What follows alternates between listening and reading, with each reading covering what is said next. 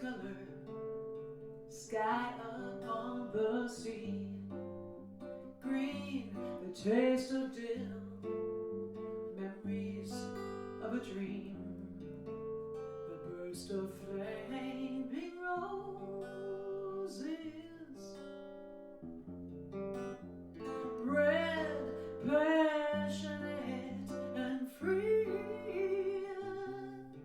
cream, a neutral place, we're finding common ground, the warmth of mauve, comfort and calm, gold, a place where dreams are glowing, colors of the heart. Welcome to Abstract Art Behind the Scenes. Our theme tonight is A Change in Perspective, the life and works of Paul Cezanne. I am wearing a red cape in honor of the esteemed Paul Cezanne, who was born in 1839 in the countryside of a little town called Aix-en-Provence in France. And even when he lived in Paris, he brought the countryside with him because he always looked like somebody who was part of the country and not the city. He didn't really adapt to the city very well.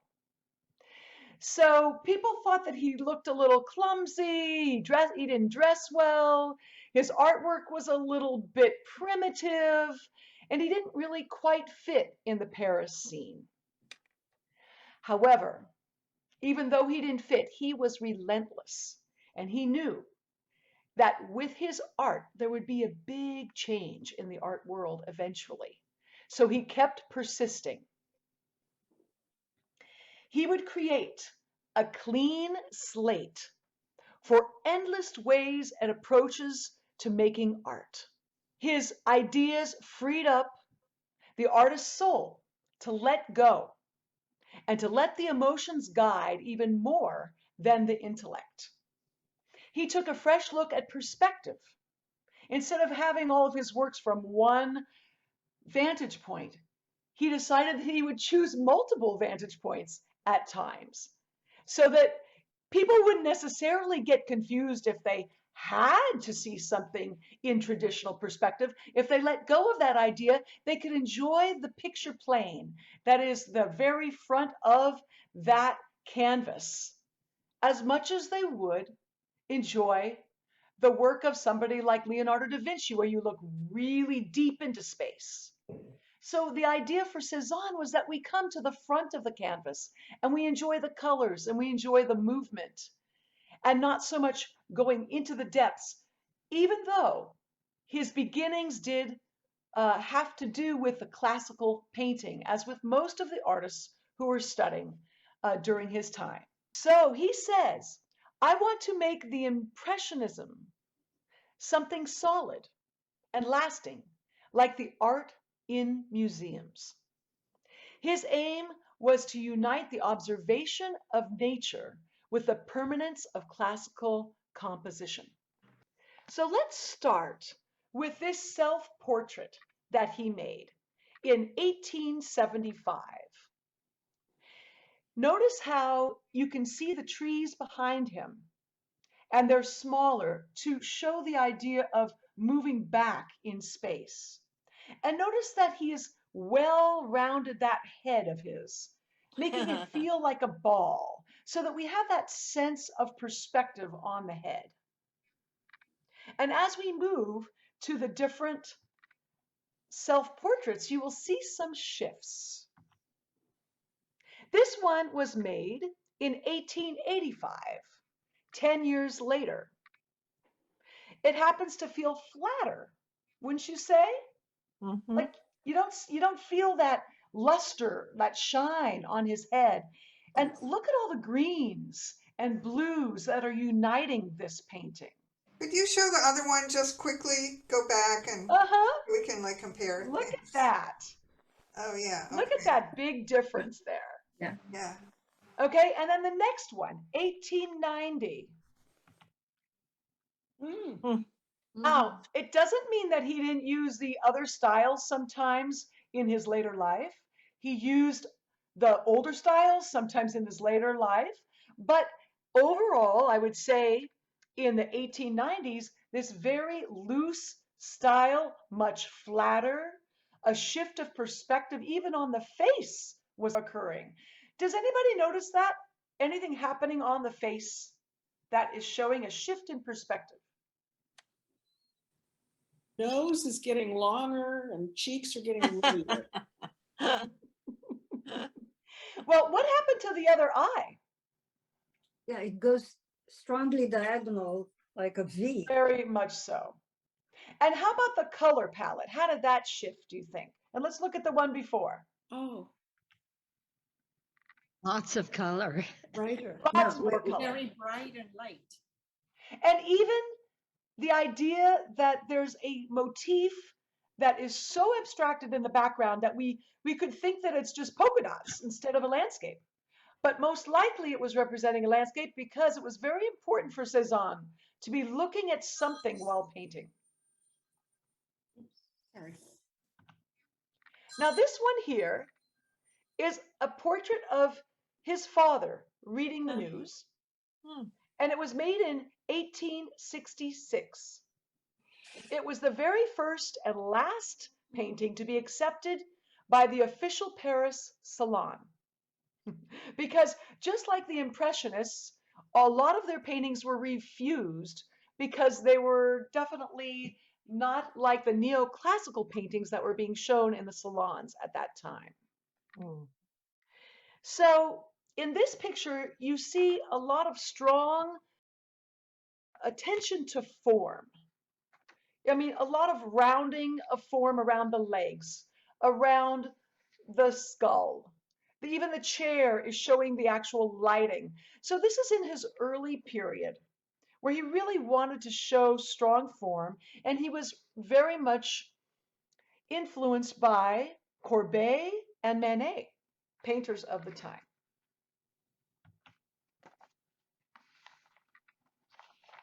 This is a painting that is by Poussin. And Poussin was one of those classical painters that he studied in the Louvre and pretty much copied this work himself. So you can see in this next one, which is called Negro named Scipio, he called it Negro Scipio, 1866 to 68, who posed at the Académie Suisse in Paris. And so you can see here that there's a lot of beautiful brush strokes that are very loose, but he's still really paying attention to the roundness of form. And I believe Monet bought this painting.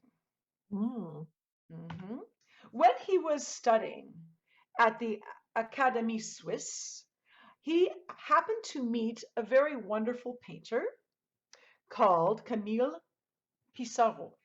And in English, we would say Pissarro, but in French, it's Pissarro, and I prefer that pronunciation. So Pissarro has this beautiful scene, very light and a very beautiful feeling to it. You can see that the walls are getting smaller as they move away from us. So that's pointing to one point perspective. And here is another one of his. This one is quite a bit more detailed. This is Pissarro's work, 1867, the Hermitage at Pontoise. Okay, and you can see here that the people get smaller as they move back. Look at it going up the road there. You can see the people are smaller. The road gets narrower. The trees in the back are lighter and grayer. So that's really showing a kind of perspective that they had learned because it was still in vogue to use 1 point or 2 point perspective. And that was established in the 1400s. Not only Leonardo da Vinci, but other painters worked with that 1 point and 2 point perspective at that time. And it had been 4 centuries since that kind of perspective was played with and changed. So this one is by Cezanne, and he started to get to know Pissarro. They both really enjoyed each other because they were both a little bit on the outskirts in terms of the way they thought. They were anti-establishment, and their works really weren't being accepted that much yet in galleries or salons. And the other thing is, both of them had fathers who rejected their need to become artists, at least during the real seminal part of their lives, their growing up period and into their early 20s. Their fathers were not very accepting of them, so they really bonded. Pissarro lived in Pontoise, and Cezanne would visit him and would paint with him en plein air. And before that, Cezanne really didn't have much experience painting outdoors, and it completely changed the way he painted. Now, this particular painting is on that edge of shifting to very light and airy, and it was 1873. So this was the time that he was with Pissarro. It is the house of Father Lacroix, Auvers-sur-Oise. So it's a very loose style. The shadows are showing that perhaps it's different times of day. However, it has a very light and airy quality, along with a very strong structure. What's the size? I don't know the size in all of his works here, but the majority of his pieces are somewhere between 20 by 30 or 40 inches, Okay. in that range. And then, you know, over time, he started to make his works larger, very large.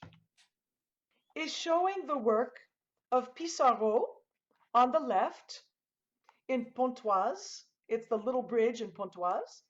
And that was made in 1875. And on the right, we're seeing Cezanne's Bridge of Mancy near Melun in 1879. So what I'd like is to have a little talk with you or discussion with you about these two. What's similar and what is different? So let's open the discussion to that.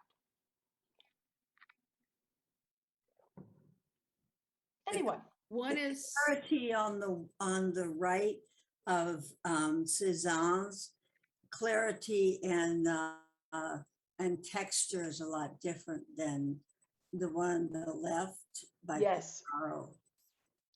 In what way do you feel that it's different?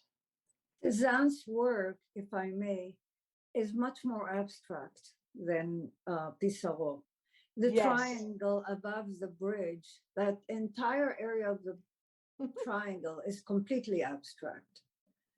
And even beyond, even the area of the trees are not so accurate like in Pissarro's painting. Exactly. really, but I I think noticed that the forms on the top middle of Cezanne's work here on the right are strokes that don't actually go in the same direction as the trees would. Whereas the strokes on the trees on Pissarro's are basically meant to copy the look of the shape of the leaves. So I would say that Pissarro has more depth, you know, and it has a sort of a more realistic sense of depth because you get that going into the tunnel under the bridge. And then, you know, the Cezanne is much more about this dividing up the surface of the canvas, and it has these very strong, you know, vertical and horizontal lines that kind of divide it up. So in a way, it's almost going into an abstract in terms of just the way that the canvas is divided up in such a strong way, and You know, there's not I really would say that much that I would depth. say that what you're seeing here is a grid. Yeah. There's actually the feeling of a grid. Yep. I mean, it's subtle, right? yeah. But it's a grid. Yeah, and then he just has those diagonal lines, that's like the dark line on the going upper right to lower, upper left to lower right, and then that's almost parallel to that, the entrance to the bridge, that very light shape, so that's also kind of like breaking up that grid, and then he does have a couple of those round shapes also, but they also, they're not just alone, they're kind of like mirroring each other, so they support each other and kind of like make the composition stronger. Right, so he has the round and the squarish look combined, and they're working very well with each other. In Pissarro, we have a lot more of the feeling, I think, of triangles and just a little different feel altogether in that composition around triangular central piece, where the trunks are moving more up toward the top in a triangular fashion, and then you have some of the light from the bridge moving up toward the top in those brighter yellows. Julie, this is Terry. Uh-huh. Can it seems very confusing. So the one on the right has more detail, Yes. sharper edges. The reflection in the pond has depth and detail in it. The one on the left is more airy and loose and has a few strokes here and there. So Cezanne, I would have expected to be the one on the left. Me too. No, Cezanne's on the right. Yeah. Oh, but I but- would have expected Right. it to be the one on the left.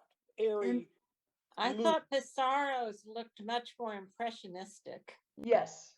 Yeah, it does. So let me just finish with this here. Can I say that, something? Terry, when you're asking about the shift between the two, my sense about them is that the one, like Sarah was saying, the one on the left shows more depth. You go back into space. And the one on the right of Cezanne brings us more to the front because of the way he's used more abstract, small, interesting shapes. May I add quickly? Yeah, just one more, please. Pissarro's is very calm, and the focus is in the center, where Cezanne's, honestly, I don't know where to start looking. I've got that. Listen. Yeah. I see exactly what you're talking. It really is very almost frenetic. So this one here is from Lestac. He was in Paris studying, and eventually he moved in 1870 with his mistress Hortense to Lestac. Even though he didn't stay there very long, he stayed only for a couple of years, he was very much impressed with it. And these next two are called 1878 to 79, The Sea at Lestac. And then the next one is 1885, The Bay of Marseille, seen from Lestac. And this one I had the size on, which was 31 by 39 inches. So I just want you to see that in this particular one, you can feel the separate aspect of the different forms very, very clearly. Like the houses feel like cubes, and you can feel the roundness of the mountains. So on one hand, Cezanne was very much interested in the cone, the cylinder, the cube, to create that sense of stability in a painting. And that was part of his classical training. But in this one, there's less of a sense of that solidity. And you can see that he can go back and forth between that to create more the feeling of airiness and movement, of abstraction, of small shapes on this one. And on the other, the shapes are larger and they're more solid. But there's still that sense of abstraction because he does not make everything clearly defined. Here's another one called Hillside in Provence. And interestingly enough, this was made in 1890, and often he took 2 years to make a painting. He took his time. So this took from 1890 to 92. Wow. I would say that he's really paying attention here to the form. What are those cubes like? And then he's even working with aerial perspective in the back where everything gets a little lighter. So it's not like he's completely giving up that idea of perspective in all of his paintings, or I should say traditional perspective. So Ah. this is a little different. We are going way back now to 1866. This is a sugar bowl with pears and a blue cup. And you can see that he really loved that viscosity of oil paint, and he basically mostly worked with oils. He really loved working with the still life. He says, with an apple, I will astonish Paris.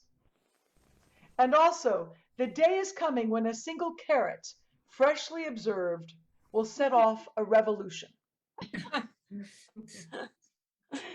So this particular one here is 1867 to 69. It is called Still Life with Kettle, and it's about 25 by 31 inches. And we start to notice just a little difference here. You see that the green pottery is tilted a little bit upward so that it's, though we were almost in a bird's eye view, and that the kettle, we are seeing where our eye is at level or close to level of the kettle on the right. So he's starting to get the idea to work with different perspectives here. So then as we go to the next one, I love this one called Apples, 1878. And you can see that this is quite a bit after the one that we just saw. So with 11 years, some changes are really taking place. You can see that there's almost like a little black line around the apples or black areas. And just a lot of beautiful coloration that is harmonious throughout. He's not really trying to differentiate the apples so much from that background. These are paintings of both Cezanne and Gauguin. Who can guess which is which? I try not to look at the signatures. Gauguin on the right. Right. Yeah. Uh-huh. Okay, well, you got it right. It's interesting, though, 11 years after Cezanne painted this one on the left, Gauguin painted this painting. So the first one by Cezanne is 1879, Still Life with Fruit Dish, and Gauguin, 1890, Bowl of Fruit and tankard before a window. Does anybody know what a tankard is? Is it that? It's That's that. that beer stein. A beer stein, thank you. I had no idea. So I want you to notice that the main difference in these two is that overall, Gauguin on the right, he's using a lot brighter colors and than one would if they were making a classical painting. But you can see that there's perspective and the idea of smaller buildings the further out we look outside that window, and that the fruit is overlapping and looking a little smaller as it goes back. When we look at Cezanne's on the left here, we're already starting to see the idea of different perspectives. Can you see any of that in this left one?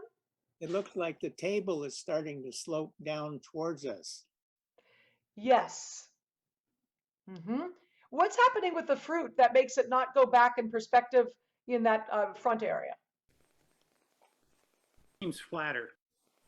Right, the fruit in front is flatter. It's also, look at the fruit that's on top. It's not that maybe it was piled on each other, but my sense is that he particularly just didn't want to show the fruit behind each other and overlapping. I may be wrong on that. So I'm going to go to the next one here. This is a diagram that I made to show what is happening with Cezanne's objects that he puts in his picture plane. So let's say on the upper left, where it says static plane, you're looking at a piece of cardboard in front of you, and it's just standing straight up. If you were to be Cezanne, you could make it more like the right cardboard here and make it more like a dynamic plane. Stretch it so it's more like, so it's more on an angle. Then when we look at traditional perspective on the left, we see large rectangles and then smaller and smaller and smaller, which is diminutive perspective. So as we look farther into space, that rectangle gets smaller. And on the right, it's perspective with no diminution. You have your cardboard in the front, and then as we go back, it gets bigger and bigger. But what makes us know what's in front is the overlapping planes. And then we go to static volume on the left. We have a cube and its shadow. So with dynamic volume, what is happening with that cube? It's not parallel lines, which means it's diminishing toward us. Right. So as we go back in space, we're not going into, smaller and smaller space. So that's what Cezanne loved to do. He loved to open things up so that we would look at all sides at once and it would appear flatter and more on the surface of the picture plane. And calm axis on the left, and here we have axis with tension. So if you look at a cylinder and you see it being tweaked toward the left or the right, you can see that the lines are no longer parallel. Okay, so that's what's happening. Okay, so now let's look at two Cezanne paintings. All right, so this is the one we saw before, 1879, still life with fruit dish, and then 1880, still life with fruit dish, apples, and bread. So tell me now, what are these things that you may be seeing in this one on the right that I was just talking about that you don't see on the left? Can I? Uh-huh. So on the right, that plate behind, you're almost standing way above and looking at it, versus the one on the left, you're almost sitting and looking at it. And I always wondered, Cezanne's painting, how does he do some of them flattened, that you're looking at them like from above, and then the rest of it normal, as if you're sitting in front? Do you now understand what he's doing? The fact that he's shifting the planes and torquing and bending, Yes. to move us to two perspectives at once. Yes. Okay. I think there's another thing that they're both doing that also kind of breaks up the sense of depth, and that is that the paintings can be divided into different sections. So one section is the white, and though it's so strong that all of that white kind of reads together as one shape, and it almost seems to be at the same depth, like all that white. And then you have the colored part, that's the fruit, that also is so different from everything around it, pretty much, that it almost sits on one layer of its own, And then you have the background. I mean, the table and the back wall are, you could say they're different, and there are some things that tie them together and into the rest of the painting, but it's almost like he's used color to break it up into different areas that don't necessarily relate to three-dimensional depth. That's very astute. I really like that way of looking at it, how you're breaking up the white of the cloth with the apples. And I'm going to also mention that the table on the right painting is completely doing what he did with the cube, made it more dynamic and opened up the table to be wider as it goes back versus more narrow. Okay. Yeah. All right, so I'm going to move on to the next one here. This is a diagram in a book about Cezanne that shows what he may be trying to achieve. Okay, this is a painting I will be showing in a minute, but I'd like you to first see with this painting that is called 1890 to 94, Still Life with Apples, that the apples are kind of pointing or shifting toward the left, and you can see all the arrows there. And then all of the boards or whatever is up behind them are pointing toward the right. And you can see the arrow moving up to the center top and down to the right and past the tongs for the fireplace. And as we come down, the cup is actually almost opening up its center to look upward because we see the top of the cup as much bigger than we do the saucer. I mean, it's like normally it would be the other way around. The saucer would be bigger than the top of the cup. So as we look down on the cup. So I'm going to show you the next one, which is actually the painting. And I'll go back again after you look at this very briefly. And now look at what what the diagram is showing. Yeah. And if you have any comments about what you're seeing, please share. Curious, Julie, this is Margaret. Yes. Is it a napkin that's folded behind the cup and saucer? It is some kind of a napkin. Yeah, Yes. and it's angled to the right, whereas that circular thing, the pattern you were showing with the arrows, Uh-huh. would make me think that he'd want to angle it more towards the iron, the fireplace iron. Why is he having it go out of the picture frame there? Well, what I notice Explain, is that sorry. the apples on the left bring us up toward the left. Mhm. And just in the diagram, we come up in the back, we come up to the very top of the painting, come down where those fireplace implements are, and then we come down that slope of that napkin to the cup, and then to the apple below the cup, and then back up again. Does that make some sense to you? Yes, it does. I suppose more prosaically, I would have thought to angle the napkin the other way. And then Well, everything that Cezanne does, he Yeah. makes us crazy, especially if we're expecting everything to be a certain way in perspective. But he doesn't want that. Yeah. He wants to defy that. In fact, a napkin would never point to space like that, up to the sky, Yeah. ever, in Julie- a more traditional still life. May I ask a question? Yes. Did Cezanne plan all these things you're talking about, or did somebody else analyze it that way afterwards? Somebody analyzed this afterwards, and I imagine that he was thinking about things like this, but who knows how well he put it into words. Okay. Judy, I have a question for you. Yes. This is Ray. You talk about that he usually paint a painting for a long time.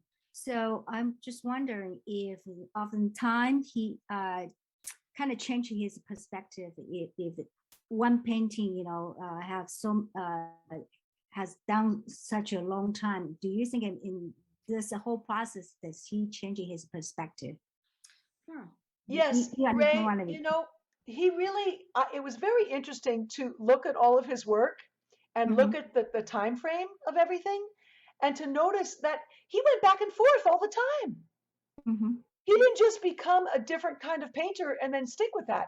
He played back and forth between showing more solidity of form, and changing the perspective to many different viewpoints, or sometimes even having less solidity of form, but showing a more natural perspective. He switched and changed things all around whenever he wanted. Is that what you're asking, Ray? Yeah, I just wondered that's why he had this kind of a different point of view, because the period of time is keep changing. I think that's why we are looking at different perspectives. Well, yes. I don't know if everybody feels the same way, but in a lot of his paintings, the table goes down toward you and you have a feeling that the apples are going to fall. Sometimes he puts on purpose, nothing here is not on purpose. He puts on purpose the apple like the edge of the table as if it's just about going to fall. And I think the slope of the table is part of that, kind of give you the impression that things are going to fall toward you. Well, you know, it's interesting that you say that. I notice that the left part of this table seems to slope upward. Yeah. So, but I understand that the apple on the right may fall off. So, Yeah. this one is called Still Life with Cherries and Peaches. And this is 1885 to 87. So he's getting older now. Okay, and still this has some qualities of some of his very early paintings, but he also is showing multiple perspective points here in the same piece. But beautiful coloration. I think Cezanne was one of the masters of color gradation and shift and complementary colors moving together, like when you see in the back here, the red oranges with the blue greens, and then the green, the real emerald greens in the vase, just very beautifully put together. So I'm going to show you a few more of these still lives. This particular one here is called The Kitchen Table. And this is one I really thought you would enjoy discussing because there's so much going on. This is from 1888 to 1890. And I think it's a fairly large work. I don't have the exact size, but I know that it's somewhere in the 40-inch by 30 inches or larger. At least I remembered it that way. So please, let's hear some new voices of what you are seeing in this. I don't see shadows, so I don't know where the light source is coming. It's like he's playing with the viewer, not indicating where the light source is coming from. You are so right on that. Yeah. See the table not having a perspective going back to the rear. It doesn't, the left-hand side of the table doesn't parallel the right. It's similar to one of the diagrams you did of in receding, you've actually enlarged the back. The other thing I notice is the jug with the open orifice in it compared to the other pot down below. Right. One of them feels like you're actually lifting yourself up looking down at that open jug, and the other one is you're on a more level plane. And the background doesn't quite mirror even that perspective. It seems almost wanting to be sort of like you're right in front of the table, as it were, looking at it. Isn't it? I think it's just wonderful. The way he's playing with everything in there. There's so many angles, and although it looks flat to me, but the chair on the upper left looks, you know, it's in the right place. It's just perfect, but it's very strange. I agree. And you know, but the thing about this that's so interesting to me is that the left side of the painting is darker with light in it. The right side of the painting is lighter with dark in it. And they both balance each other out because of that, almost like a yin-yang idea. And I imagine that if this painting were to be put upside down, we would just enjoy it for the beautiful coloration and the way we move through it. I'm just wondering if maybe he just painted. Maybe he didn't think of all these angles and perspectives, and maybe he was just painting. And if it took him 2 years to make paintings, well, maybe he plonked that, you know, open pot in there at a different time. Maybe he had something else over here. But Yeah. do we have to analyze things so much,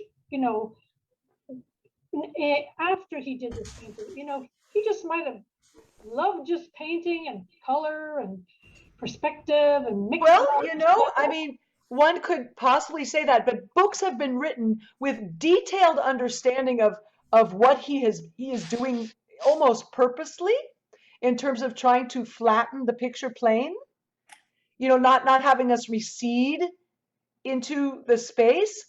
But I will say that these are other people's opinions, so it's possible that he didn't care that much about it, but I think that he actually wanted to revolutionize the way people could look at the picture plane, and he said it himself. And the other thing is that he really actually was influenced, as were many people during that time, by some inventors who were looking at multiple perspectives, ways of viewing things. And one of the people he studied, I believe, was George Berkeley, spelled like the city Berkeley. And I think this multiple perspective idea was being shared by certain inventors. So the only thing is, when I tried to look up that information, it was so obtuse that I couldn't really figure it out. I have a quick question. Uh-huh. Was Wayne Thiebaud influenced by Cezanne? I can imagine yes, but I don't know. I really can imagine yes. So what I'm seeing is that he will use different colors, and like certain colors he'll use it in the foreground, like three-dimensional shapes, as well as in the background. So like the open jug is very round, and it actually relates to the back wall and the floor. Mm-hmm. And then he has these red fruits that actually look kind of flat, but they also relate to some sort of red straight shapes. And then, like the green of the fruit also relates to the green of the tapestry in the back. And then the table, which is this light blonde wood, relates to the basket, and also that piece of wood that's kind of angling up, and also the chair. So it's kind of like he's relating different parts of the painting that are, different, geometrically different, and he's relating them by color. So he's kind of like tying things together in an interesting way. It's very true. It's very, very true that the color, we move around, and he also keeps his palette limited. Mm-hmm. And that's a very important thing. If you look at any of Cezanne's paintings, the palette is not all over the color wheel. He keeps it selective. Yeah. This next one here is called Still Life with Apples. Hey, what do you know? 1895 to 1898. And it looks like some of this is not finished on purpose. Right. And I love the way that he left all this light, airy space. Did you notice all the apples falling from the table? As I mentioned before, they're they're going to fall, and some of them fell. You mean that like on the left? Yeah. Yeah, a little bit, yeah. And it almost looks like the fruit is coming out of the drapery. Yeah. Well, I noticed whenever there's a plate or a vase or whatever, it's always crooked. It's not upright. It's crooked, yes. Yeah. So this one here is called Still Life with Milk Jug and Fruit, 1900, okay, or approximately 1900. And yes, we do see the tipping of the plate here. I think this is a beautiful coloration. I think in this particular piece, he has worked with the subtle gradation of tints, tones, and brilliant hues of the oranges and the blue-greens. And it's very skillfully worked with. And even though we have a very big shift in the perspective not being a traditional perspective, to me it doesn't even show up that much because we focus on the apples, if those are such, no, it's actually oranges maybe. Maybe he's chosen another kind of fruit in this one, or lemons. But in any case, he is echoing that same beautiful color of oranges in all different kinds of ways throughout, then moving to more neutralized tones and shifting to the greens. And it's really a stunning piece. But I also want you to notice the black outlines around the fruit. And one of the things that I read about in terms of Cezanne's method of showing round objects, spheres, to look round in a less traditional way was that he would make dark around them and then go lighter gradually toward the center. So I wanted to show you these because I wanted to share what I was experimenting with thinking about Cezanne.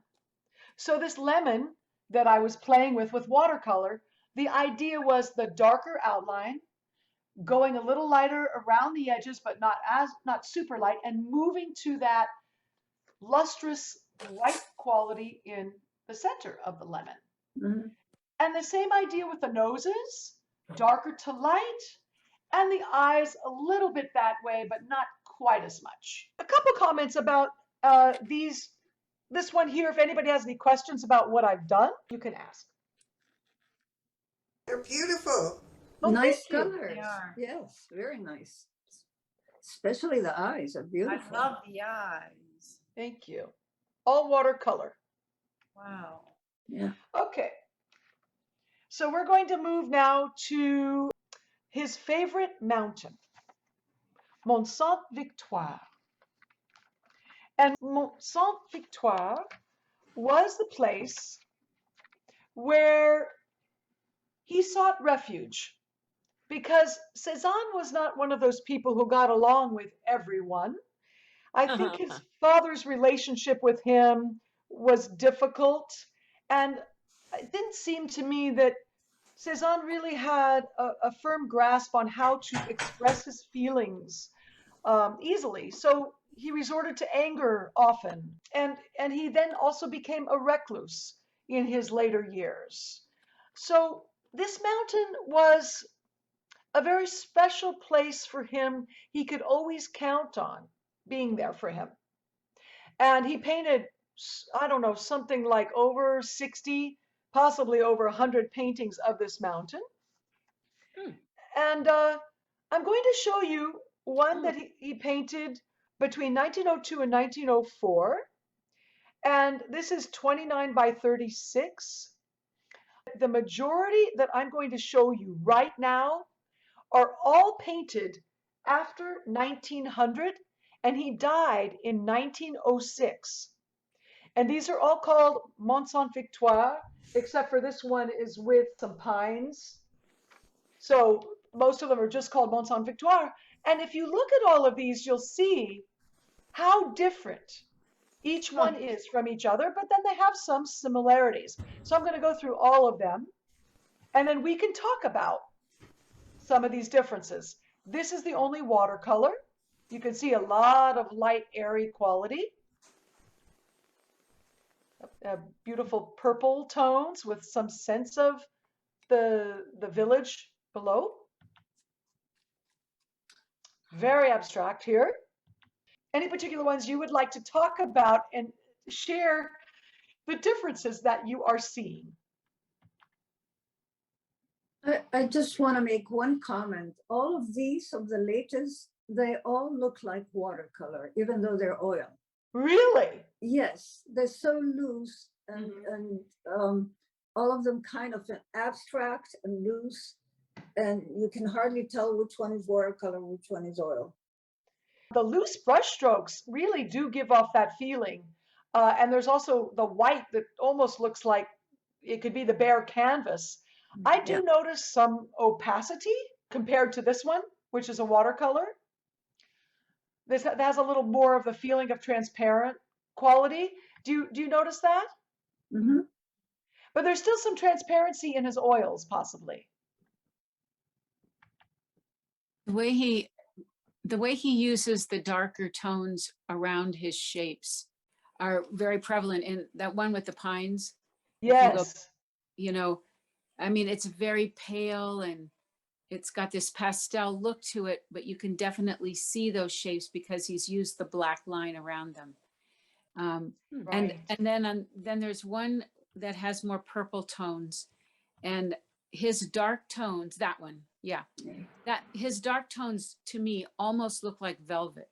Oh, I agree with you. I don't know how he did that, but oh my gosh, it's just Yeah. gorgeous. You know what I think is making that velvety look? What? Is that he's used a slightly lighter purple underneath the dark. Oh yeah. And so Okay. what it does is it elevates that dark toward us as though it's almost a fabric. Yeah, but it's just, it gives it, Absolutely gorgeous. it really, Wonderful, wonderful. I noticed his late paintings more like into the cubism. Everything is kind of like a Yes. geometric set. Yes, The plot and exactly. stuff. There's definitely a shift. And in particular, I would say, not this one, right? no, But this one, yes, more so. yes. And this one here, yes. I'm just so amazed how he can get so many different colors from the same scene. Yeah. Amazing. Changes seasons You instantly. think he mixes that limited palette, those 3 colors? Or? Yeah. Yeah, just amazing. And the gold tones just set everything up, set everything off, you know, Yeah. all the dark tones around the gold. You Yeah. only Just used 3 colors? I'm green. sorry? Did somebody say he only used 3 colors? Oh, No. it's multicolored. He is more, but I mean, this particular piece here, it looks like the greens and the oranges and the yellows, like they're near each other on the color wheel. And then you have your blue, which is kind of opposite some of the oranges. But basically, it feels very analogous, does it? Like a lot of colors near each other on the wheel.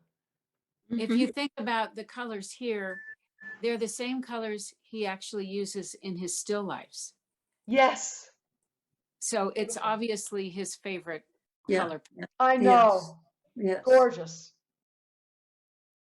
It looks to me like he I don't know about in this one so much, but he sets up a kind of a three-dimensional scene that's sort of realistic in the way that it's laid out, but then in the way that he colors it, and not just with colors, but actually with these you've shown value, he will like pick out some kind of like sub pattern that will then tie some other parts of the painting together that you might not associate otherwise. So it's sort of like there's an overlay of this other kind of more abstract pattern that he's putting in, based on the values that he paints. Well, I mean, what you're seeing, Sarah, is this idea that he's building from what's below, let's say the brightness, right? Building darker and darker, but it's not all abrupt. No. It's very subtle shifts.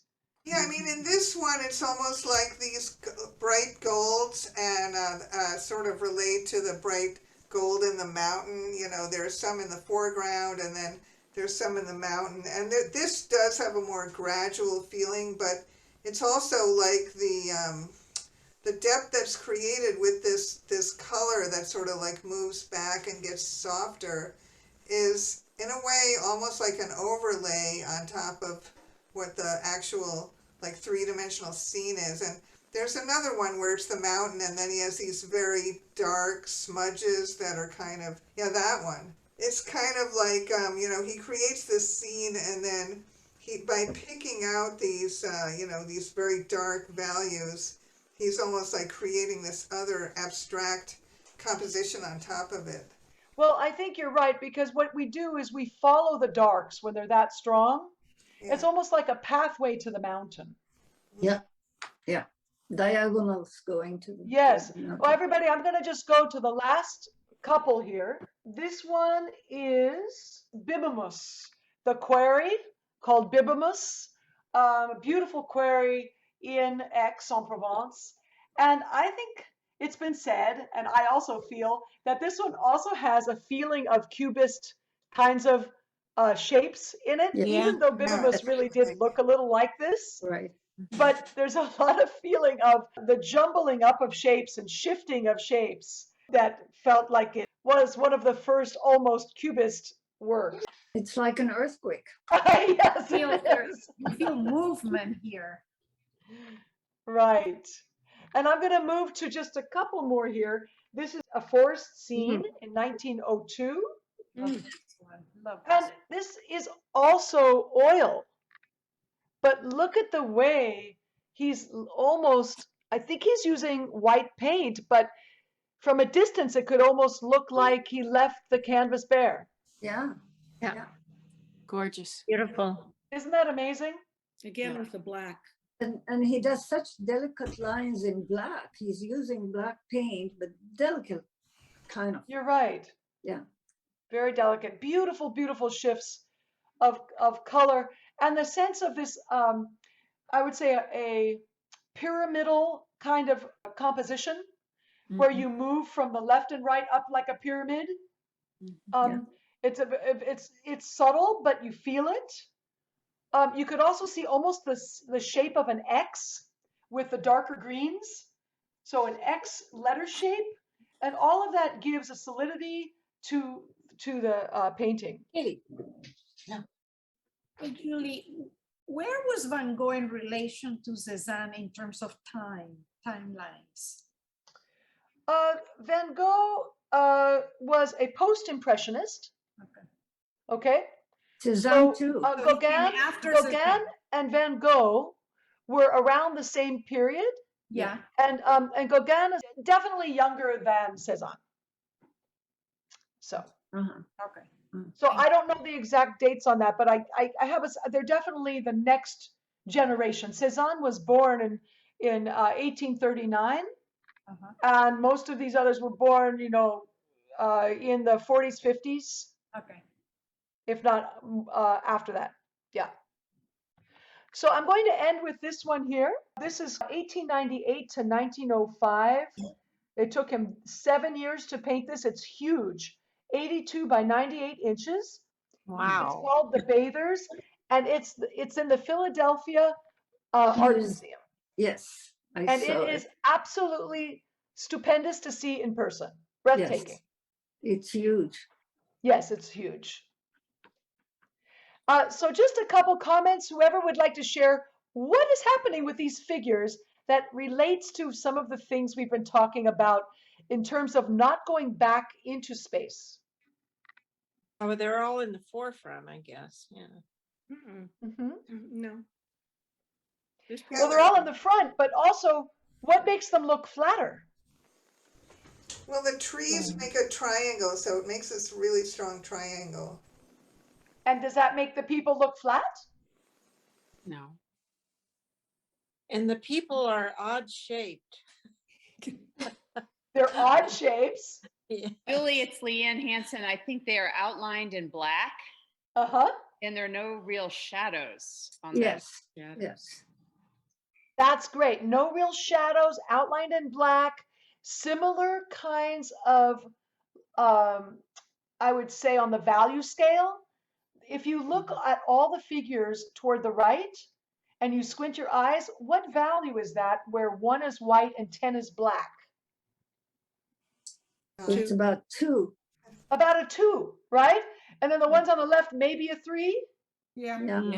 Yeah. So what he's doing is he's bringing all the values within the figures to a similar plane by not shifting them that much. Which doesn't make it as interesting. Yeah. Oh, I don't think. I mean, the shape, the different people, I guess, make it interesting, but I liked his other paintings that had much more dimension in their differences in values. Well, you know what it is he's wanting to do? No. He's wanting us to not look at the figure, I think, as the most important here necessarily, because what he's doing is he's not making everything else a lot darker than the figures so that the figures pop out. Even the sky is lighter. So we move around the painting so easily because of the lights throughout. I think that the figures are unusual. He always had a little bit of a tough time with the figure in terms of, what can I say? I won't say tough time. It just seemed to me that for some reason he felt comfortable distorting the figure. Yeah, Just it like was everything definitely else. distorted. Well, maybe, you know Supposedly, what? Maybe he really just couldn't draw that well. Is that Oh possible? no, he could no, draw no. well. Oh, he can draw very No. well. I saw black and white charcoal colors drawing that he did, that very well done for. But I read that he's very uncomfortable, was very uncomfortable inviting any woman in a nude to paint. So he doesn't have any nude figures in his paintings. Right. And that's what shows here, that he did not practice a lot with models. That and also he actually didn't ever like to be touched. Yeah. He was an unusual man. Yes. He did have a relationship, but I don't know. What They had a son, so he was touched. Yes. I don't know exactly what else happened. Well, did you do a DNA of that son? What? Was there a DNA of that son? Maybe it was. Yeah, I don't know. Well, I'm going to end with a couple of his quotes, and I want to thank you so much for all of your wonderful contributions tonight. Some quotes of Cezanne. I am the primitive of the method I invented. Again, I am the primitive of the method I invented. Painting is damn difficult. You always think you've got it, but you haven't. Don't be an art critic, paint. There lies salvation. Love it. Yeah, yeah. So thank you everybody for coming tonight. I will be here afterwards to talk. Look forward to seeing you the next time. And until then, have a wonderful, wonderful holiday season. This is wonderful. Thank you. The art of dreams. Dreams of art. A closer world, a world